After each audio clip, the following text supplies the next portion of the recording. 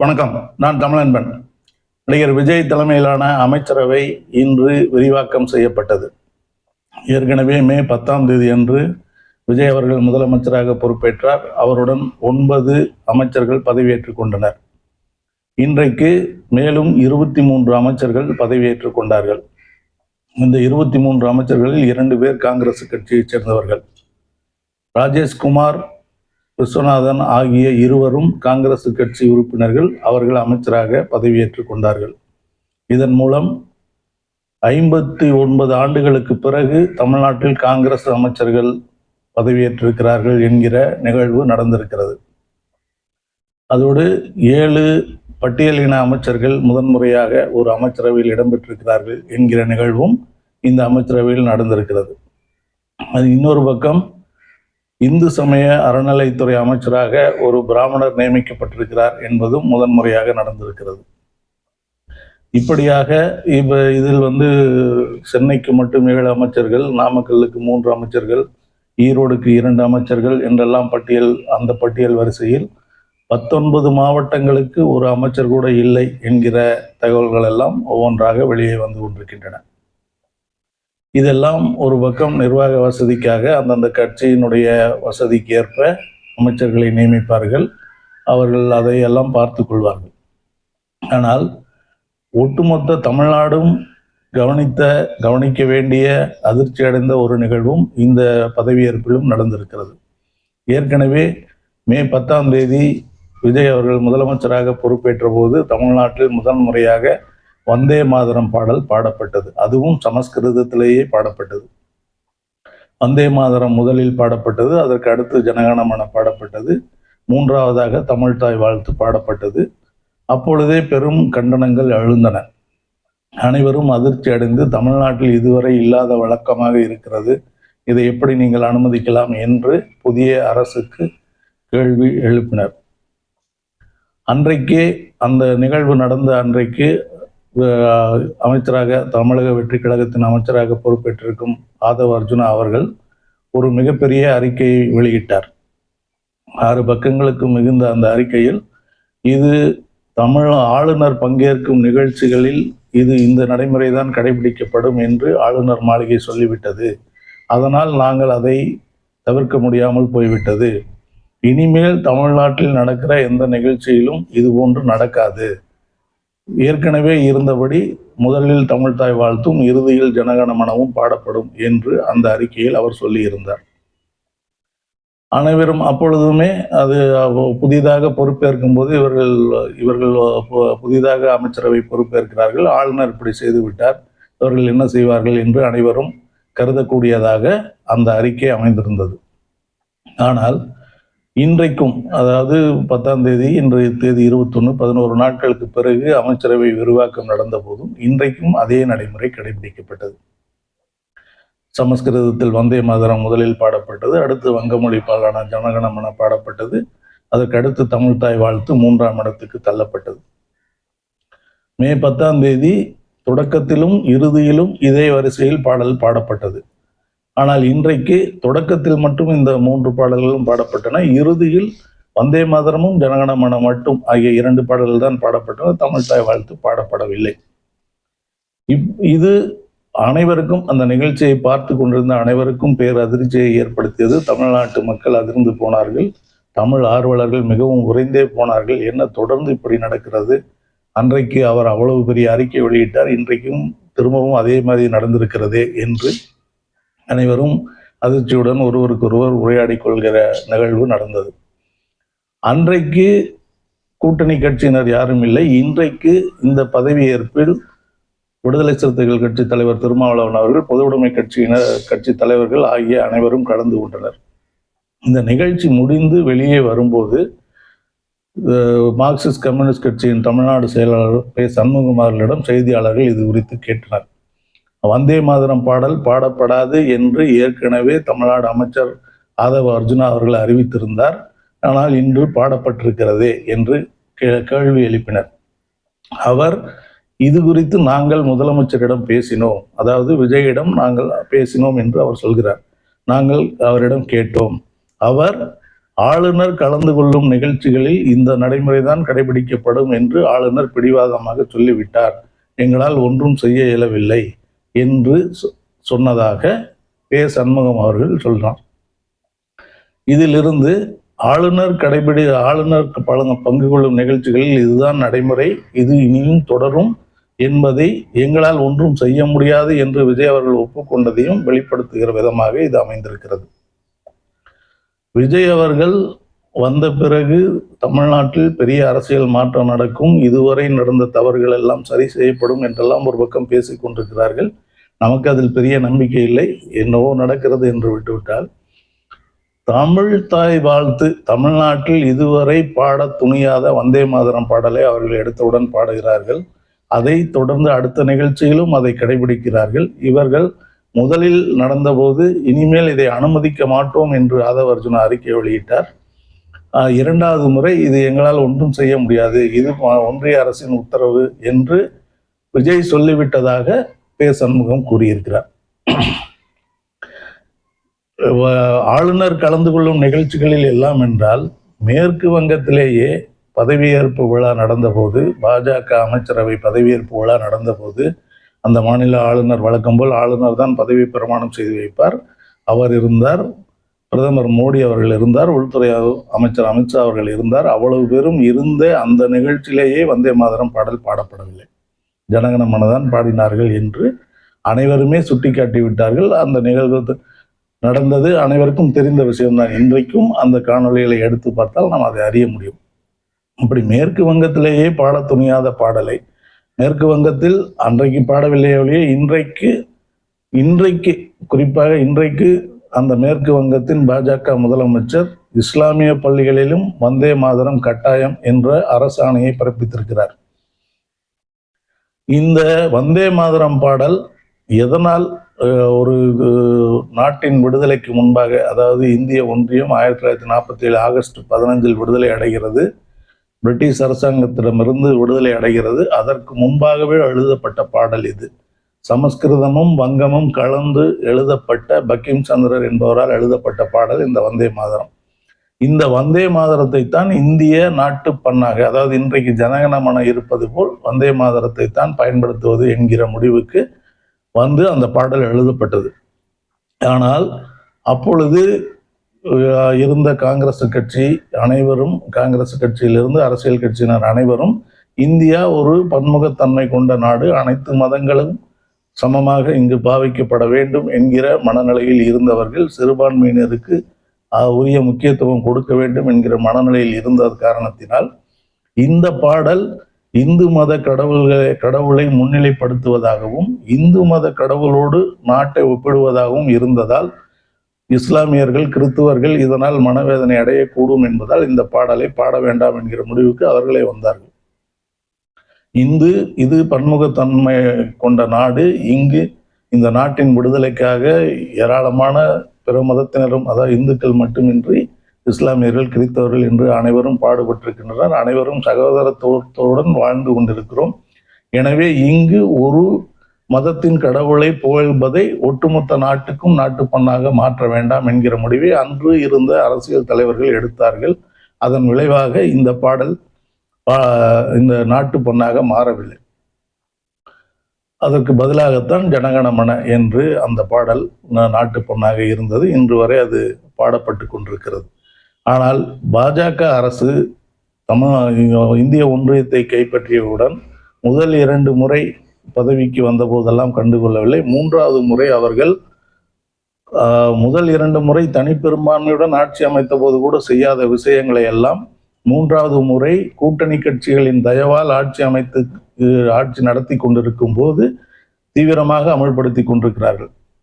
அவர்கள் ஒரே நாடு ஒரே மதம் என்கிற கொள்கையை தீவிரமாக அமல்படுத்தி கொண்டிருக்கிறார்கள். இந்தியா இந்துக்களுக்கான நாடு என்கிற கருத்தை தீவிரமாக திணித்து கொண்டிருக்கிறார்கள். இந்த பாடல், அதாவது வந்தே மாதரம் பாடல், அதைத்தான் சொல்கிறது. வந்தே மாதரம் நாட்டின் பெருமைகளை பேசக்கூடிய பாடல் என்றாலும் இந்த நாடு இந்து மத கடவுளான ஒரு இந்து மத கடவுளோடு ஒப்பிடக்கூடிய ஒரு நாடாக இருக்கிறது. இந்த நாட்டின் பெருமை என்பது அந்த கடவுளின் பெருமை என்கிற அடிப்படையில் இந்த பாடல் வரிகள் அமைந்திருப்பதால் அது அவர்களுக்கு மிக பொருத்தமாக அமைந்து விட்டது. அவர்களுடைய எண்ணத்துக்கு, இந்தியாவை இந்து நாடாக்க வேண்டும் என்கிற அவர்களுடைய எண்ணத்துக்கு இந்த பாடல் மிக வசதியாக இருப்பதால் இந்த பாடலை நாட்டு பண்ணுக்கு பதிலாக, அதாவது ஜனகணமனவுக்கு பதிலாக இந்த பாடலை கொண்டு வந்து விட வேண்டும் என்கிற முயற்சியில் அவர்கள் ஈடுபட தொடங்கிவிட்டார்கள். அதன் விளைவாகத்தான் பாராளுமன்றத்தில் அது குறித்து மிகப்பெரிய விவாதங்கள் எல்லாம் நடந்தன. அன்றைக்கு இதை பாஜக தவிர மற்ற கட்சிகள் எல்லாம் இதை ஏற்கவில்லை. இருந்தாலும் அவர்கள் அதை தொடர்ந்து அமல்படுத்த துடித்துக் கொண்டிருக்கிறார்கள். தமிழ்நாட்டை பொறுத்தவரை திமுக ஆட்சியில் இருந்தவரை அவர்கள் கனவு கூட கண்டிருக்க முடியாது இந்த பாடலை இங்கு பாடலாம் என்று. இப்பொழுதும் கூட இந்த முறை திமுகவே திரும்ப ஆட்சிக்கு வந்திருந்தால் ஆளுநர் கலந்து கொள்ளும் நிகழ்ச்சியில் வந்தே மாதரம் தான் முதலில் பாடுவோம் என்கிற சிந்தனை கூட அவர்களுக்கு வந்திருக்காது. அதற்கு மிக கடுமையான எதிர்வினைகளை சந்திக்க வேண்டும் என்பதால் அவர்கள் அந்த எண்ணத்துக்கே வந்திருக்க மாட்டார்கள். வழக்கம் போல் தமிழ் தாய் வாழ்த்தும் ஜனகணமனவும் பாடப்பட்டிருக்கும். ஆனால் விஜய் அவர்கள் புதியவர் என்பதால் இவருக்கு இனிமேல் தான் எல்லாவற்றையும் அவர் கற்றுக்கொள்ள வேண்டும் என்பதும், அரசியல் ரீதியான கொள்கை ரீதியான விஷயங்கள் எல்லாம் அவர் கத்துக்குட்டி என்பதும் அறிந்த காரணத்தினால் அவர்கள் விஜயனுடைய பதவியேற்பிலேயே அதை கொண்டு வந்து விட்டார்கள். வந்தே மாதரம், அதுவும் சமஸ்கிருதத்திலேயே பாடிவிட்டார்கள். அது எதிர்ப்புகள் வந்தவுடன் அன்றைக்கே அமைச்சர் அவர்கள் இனிமேல் அது நடக்காது என்று சொன்னார். ஆனால் இன்று மீண்டும் அது நடந்திருக்கிறது. அன்றைக்கு நடந்ததை விட ஒரு ஆபத்து இப்போது என்ன நடந்திருக்கிறது என்றால், அன்றைக்கு விஜய் கட்சி மட்டும்தான் அமைச்சரவையில் இருந்தது, விஜய் கட்சி மட்டும்தான் தனியாக இருந்தது. இன்றைக்கு கூட்டணி கட்சிகளும், அதாவது காங்கிரஸ் கட்சியும் அந்த வந்தே மாதரம் பாடல் பயன்படுத்தக்கூடாது என்று பாராளுமன்றத்தில் உரத்து குரல் எழுப்பிய காங்கிரஸ் கட்சியும் அமைச்சராக பதவியேற்ற இந்த நிகழ்வில் அதே வந்தே மாதரம் பாடல் பாடப்பட்டிருக்கிறது. அது குறித்து அக்கட்சியிலிருந்து இதுவரை ஒரு சின்ன முணுமுணுப்பு கூட வரவில்லை. அதேபோல் பொது உடைமை கட்சிகள் மிகவும் கொள்கை உறுதியுடன் இருப்பார்கள். கொள்கை சார்ந்துதான் அவர்கள் எல்லாவற்றையும் செய்வார்கள், சிந்திப்பார்கள், செயல்படுவார்கள் என்பது அனைவரும் அறிந்த விஷயம். இப்பொழுது கூட தமிழ்நாடு அமைச்சரவையில் அவர்கள் விரும்பினால் அமைச்சராக முடியும். 2 கட்சிக்கும் தலா ஒரு அமைச்சர் கண்டிப்பாக அவர்கள் கேட்டால் கொடுத்து விடுவார்கள் என்கிற இடத்தில் தான் இருக்கிறது. ஆனாலும் அவர்கள் ஒரு அமைச்சரவையில் பங்கு பெற வேண்டுமானால் ஒரு குறைந்தபட்ச செயல் திட்டம், பொது செயல் திட்டம் வகுத்து அதை நடைமுறைப்படுத்துவோம் என்கிற உறுதியை பெரிய கட்சி அல்லது ஆளும் கட்சியான பிரதான கட்சி கொடுத்தால்தான் நாங்கள் அமைச்சரவையில் பங்கேற்போம் என்பது அவர்களுடைய கொள்கை முடிவு. ஏனெனில் அவர் பெரும்பாலும் பொது உடைமை கட்சிகளை தாண்டி மற்ற அனைத்து கட்சிகளுமே தொழிலாளர்களுக்கு விரோதமாக சிந்திக்கக்கூடும், முதலாளிகளுக்கு ஆதரவாக சிந்திக்கக்கூடும் என்பது இயல்பாக நடக்கக்கூடிய ஒரு விஷயம். அதனால்தான் அவர்கள் அமைச்சரவையில் சேருவதென்றால், அவர்கள் ஆதரவு தெரிவிப்பது என்பது வேறு, அமைச்சரவையில் சேருவதென்றால் இதை செய்தால்தான், இப்படி ஒரு குறைந்தபட்ச பொது செயல் திட்டத்தை வரையறுத்து அதை செயல்படுத்துவோம் என்கிற உறுதியை ஆளும் கட்சி கொடுத்தால்தான் சேருவோம் என்கிற கொள்கை முடிவின் அடிப்படையில் இந்த கூட்டணியில் அமைச்சரவையில் சேராமல் இருக்கிறார்கள். அப்படிப்பட்டவர்களும் இதை கடுமையாக எதிர்க்கிறோம், இது தவறு, இதை செய்யவே கூடாது, இதை எப்படி இங்கு செய்ய போயிற்று என்று வலிமையாக எதிர்ப்பு குரல் எழுப்பாமல், இது குறித்து நாங்கள் முதலமைச்சரிடம் கேட்டோம், அவர் இப்படி சொன்னார் என்று ஒரு தகவலாக சொல்லிவிட்டு செல்கிறார்கள். அப்படியானால் இந்த தகவலை அவர்கள் ஏற்றுக்கொள்கிறார்களா, எதிர்க்கிறார்களா என்கிற விடை இல்லை. அதே சமயம் இது ஆளுநர் கலந்து கொள்ளும் நிகழ்ச்சி, இந்த 2 நிகழ்ச்சிகளும் ஆளுநர் கலந்து கொள்ளும் நிகழ்ச்சி, அடுத்து சட்டமன்றத்திலும் இது நடைமுறைப்படுத்தப்பட்டால் நீங்கள் என்ன செய்வீர்கள் என்று செய்தியாளர்கள் கேட்கும்போது அப்போது பார்க்கலாம் என்று சொல்லிவிட்டு செல்கிறார் சண்முகம் அவர்கள். அதிலும் ஒரு உறுதியான விடை இல்லை. அதாவது இது செய்யவே கூடாது, இது தப்பு, இதை நாங்கள் எதிர்க்கிறோம், இனிமேல் இது மாதிரி தமிழ்நாட்டில் நடக்கக்கூடாது என்கிற சொற்களை என்கிற கருத்தை அவரிடமிருந்து எதிர்பார்த்து ஏமாந்து போயிருக்கிறார்கள் தமிழ் உணர்வாளர்கள். அடுத்தது இன்னொரு வீரபாண்டியன் அவர்களும் அந்த இடத்தில் இருந்தார்கள், விடுதலை சிறுத்தைகள் தலைவரும் அங்கே இருந்தார்கள். யாரும் இது குறித்து இதுவரை பேசவில்லை. வழக்கம்போல் திமுகவிலிருந்து ஒருவரும் திராவிடர் கழக தலைவர் வீரமணி அவர்களும் இதை குறித்து கடுமையான விமர்சனத்தை வைத்திருக்கிறார்கள். தமிழ்தாய் வாழ்த்து 3ஆம் இடத்திற்கு போய்விட்டது. தமிழ்நாடும் அப்படி போய்விடுமோ, இன்னும் பல்லாண்டுகள் பின்னோக்கி போய்விடுமோ என்கிற அச்சத்தை அவர்கள் வெளிப்படுத்தி இருக்கிறார்கள். நாம் திரும்ப திரும்ப சொல்வது, தமிழ்நாட்டில் தமிழுக்கு இழுக்கு வரும் என்கிற நிலை ஏற்பட்டால் அதை தமிழர்கள் பொறுத்து கொள்ளவே மாட்டார்கள். இப்போதில்லை, எப்போதும். அவர்கள் உடனடியாக வெளிப்படுத்துகிறார்களா இல்லையா என்பது வேறு விஷயம். ஆனால் அவர்கள் மனதளவில் அதை ஒப்புக்கொள்ளவே மாட்டார்கள். இந்த 2 நிகழ்வுகளும் விஜயினுடைய ஆதரவாளர்களுக்கே ஒரு கரும்புள்ளியாக இருக்கிறது. ஏன் இப்படி செய்கிறார்கள்? விஜயை தீவிரமாக ஆதரிக்கக்கூடியவர்களே இந்த விஷயத்தில் ஏன் விஜய் இப்படி நடந்து கொள்கிறார் என்கிற கேள்வியைத்தான் எழுப்புகிறார்கள். இந்த தொடக்க நிலை அதிருப்தி என்பது ஒவ்வொன்றாக கூடினால் அவர் மிக மோசமான ஒரு வீழ்ச்சியை சந்திக்க இது ஒரு தொடக்க புள்ளியாக அமைந்துவிடும் என்கிற அச்சமும் நமக்கில்லை, விஜய் ஆதரவாளர்களுக்கே இருக்கிறது. அதே போல்தான் இது ஒரு முறை அது நடந்தது. அது அவர் அப்பொழுதுதான் புதிதாக வருகிறார், அவரை ஏமாற்றிவிட்டோ அல்லது அவருக்கு தெரியாமலோ அது நிகழ்ந்து விட்டது என்றுதான் பலரும் நம்பிக்கொண்டிருந்தார்கள். ஆனால் 2வது முறையும் அது நடந்து அதற்கு அவர் ஒரு விளக்கத்தையும் சொல்லியிருக்கிறார் என்றால், இந்த ஆளுநரின் முடிவை கடுமையாக எதிர்க்கிற மனநிலையில் அவர் இல்லை என்பது தெளிவாகிறது. ஆளுநரின் முடிவை அவர் எதிர்க்கவில்லை என்றால் ஒவ்வொன்றாக அடுத்து வரும். ஏற்கனவே பிஎம் ஸ்ரீ திட்டம் என்கிற திட்டத்தில் முன்னாள் தமிழ்நாடு அரசு மு.க. ஸ்டாலின் அவர்கள் கையெழுத்து போட மாட்டேன் என்று பிடிவாதமாக இருந்ததால் அந்த திட்டம் நடைமுறைக்கு வராமல் இருக்கிறது. அந்த திட்டம் நடைமுறைக்கு வந்தால் அரசு பள்ளிகளிலும் இந்தி கற்பிக்க வேண்டிய கட்டாயம் ஏற்படும். இன்றைக்கு புதிதாக பொறுப்பேற்றவுடன் பள்ளிக்கல்வித்துறை அமைச்சர் ராஜ்மோகன் அவர்கள், எங்களுடைய கொள்கையும் இருமொழி கொள்கை தான், அதில் எந்த மாற்றமும் கிடையாது, எந்த சமரசமும் கிடையாது, எந்த அழுத்தத்திற்கும் அடிபணிய மாட்டோம் என்று அழுத்தம் திருத்தமாக சொல்லியிருக்கிறார். அவர் சொல்லிய அடுத்த நாளே இந்து அமைப்பினர் ஏபிவிபி என்ற ஒரு அமைப்பு முதலமைச்சர் விஜய் அவர்களை சந்தித்து அந்த திட்டத்தை நடைமுறைப்படுத்த வேண்டும் என்று கோரிக்கையை வைத்திருக்கிறார்கள். கோரிக்கை வைத்ததோடு வெளியே இதை நடைமுறைப்படுத்தக்கூடிய சாத்தியக்கூறுகள் இருக்கிறதா என்பது குறித்து நான் ஆராய்வேன் என்று விஜய் சொன்னதாக அவர்கள் பேட்டி கொடுத்திருக்கிறார்கள். இதுவே ஒரு பெரிய சர்க்கிள் தான். இந்த திட்டத்தை தமிழ்நாட்டில் நடைமுறைப்படுத்த முடியாது என்று அவர் சொல்லி அனுப்பியிருக்கலாம், அல்லது வந்தவர்களிடம் நாகரிகமாக பேச வேண்டும் என்பதற்காக நான் பார்க்கிறேன் என்று சொல்லி கூட இருக்கலாம். வெளியே இவர்கள் நடைமுறைப்படுத்துவதற்கான சாத்தியக்கூறுகளை ஆராய்கிறேன் என்று அவர் சொல்லி இருப்பது அரசியல் ரீதியாக அவருக்கு பின்னடைவு. அவர் இந்த விஷயத்தில் என்ன செய்ய போகிறார் என்று நாடே எதிர்பார்த்து கொண்டிருக்கிறது. பிஎம் ஸ்ரீ திட்டத்தில் கையெழுத்து போட்டுவிட்டால் அது முற்றிலும் ஒரு தமிழ்நாட்டில் ஒரு பேரழிவுக்கு வழிவகுக்கக்கூடிய ஒரு விஷயமாக இருக்கும். அதை அவர் செய்வாரா இல்லையா என்று இதுவரை தெரியவில்லை. ஆனால் இன்று நடந்த நிகழ்வு, இன்று வந்தே மாதரத்தை மீண்டும் பாட அனுமதித்திருப்பதும் எங்களால் ஒன்றும் செய்ய முடியவில்லை என்று கைவிரித்திருப்பதும் அவருடைய மிகப்பெரிய பலவீனம் என்றுதான் எடுத்துக்கொள்ள வேண்டியிருக்கிறது. ஒரு வலிமையான அரசியல் தலைவராக இருந்திருந்தால் இந்த எண்ணமே பாஜகவுக்கு வந்திருக்காது என்பது ஒரு புறம். இந்த 2வது முறையும் அதை செய்கிறார்கள் என்றால் இவரை எப்படி வேண்டுமானாலும் நம் இஷ்டத்துக்கு வளைத்துக் கொள்ளலாம் என்று அவர்கள் நம்பியிருப்பதால், அதற்கு அவர் இடம் கொடுத்திருப்பதால் தான் இது நடந்திருக்கிறது. ஏற்கனவே அதாவது திமுக கூட்டணியில் இருந்த காங்கிரஸ், விடுதலை சிறுத்தைகள், பொதுவுடைமை கட்சிகள் ஆகியவற்றை கூட்டு சேர்த்து அவர்களை அமைச்சரவையில் சேர்த்து கூட்டணி அமைச்சரவை அமைத்து விட்டதாலேயே இவர் பாஜகவின் கொள்கைகளுக்கு எதிராக செயல்படுவார் என்று இன்னமும் நம்பிக்கொண்டிருக்கும் சிலருக்கு இது பேரதிர்ச்சியை கொடுத்திருக்கிறது.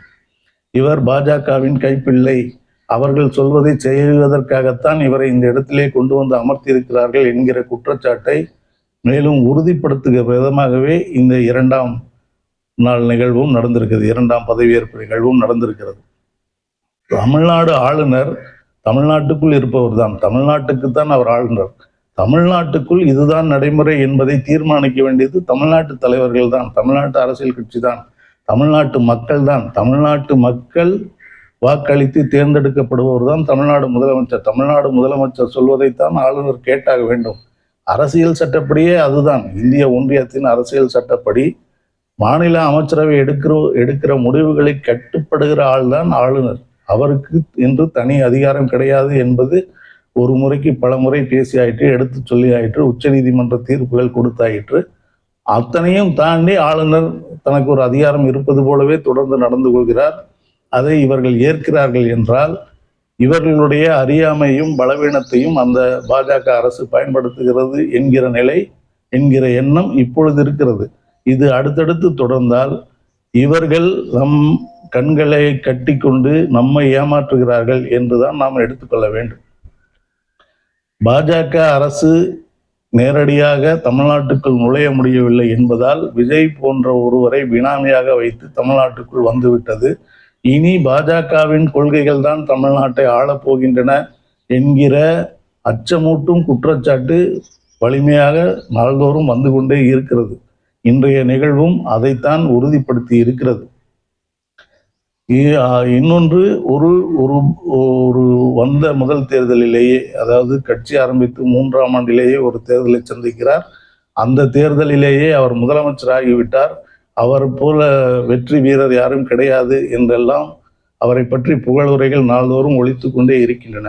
அப்படிப்பட்ட வெற்றி வீரர் தன்னுடைய கட்சிக்கே தமிழக வெற்றி கழகம் என்று பெயர் சூட்டி இருப்பவர் தமிழ் விஷயத்தில் தோல்வி அடைந்திருக்கிறார், என்னால் ஒன்றும் செய்ய முடியவில்லை என்று கையை விரித்திருக்கிறார் என்றால் அவர் எப்படி வீரராக இருப்பார் என்று தெரியவில்லை.